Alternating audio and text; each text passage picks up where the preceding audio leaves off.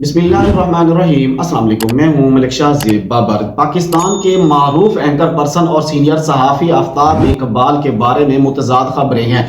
अहले खाना परेशान। दुबई में गिरफ्तारी के बाद अब तक लापता हैं। उनकी फिलहाल कोई भी खबर सामने नहीं आ सकी। एंकर पर्सन आफ्ताब इकबाल के भाई जुनैद इकबाल ने सोशल मीडिया के प्लेटफॉर्म एक्स पर ट्वीट किया है कि मेरे बड़े भाई आफ्ताब इकबाल को कल रात दुबई एयरपोर्ट के ऊपर हिरासत में ले लिया गया था।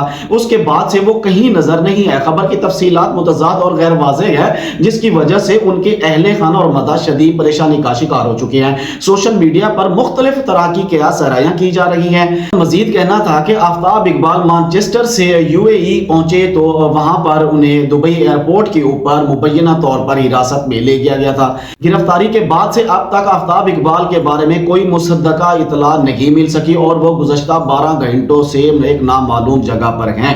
आफ्ताब इकबाल के भाई जुनैद इकबाल सूरत हाल पर शदीद तशवीश का इजहार किया है। उन्होंने कहा है कि आफ्ताब इकबाल जब एतवार की रात अपनी परवाज कतर एयरवेज QR 1018 पर दुबई एयरपोर्ट पर पहुंचे तो हुकाम ने उन्हें रोक लिया और बगैर कोई वजह बताए उन्हें हिरासत में ले लिया। जुनैद इकबाल ने कहा है कि अहले खाना उनकी खैरियत के हवाले से सख्त परेशान है और उनके बारे में मजीद मालूमात हासिल करने की कोशिश कर रहे हैं।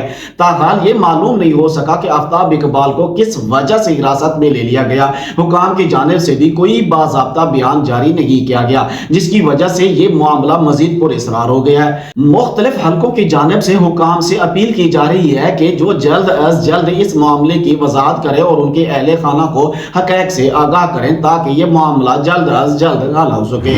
मजीद इस मामले के ऊपर अगर कोई हम तक कोई खबर पहुंचती है तो आप तक जरूर पहुंचाएंगे। तब तक के लिए मुझे दीजिए इजाजत। अल्लाह हाफिज।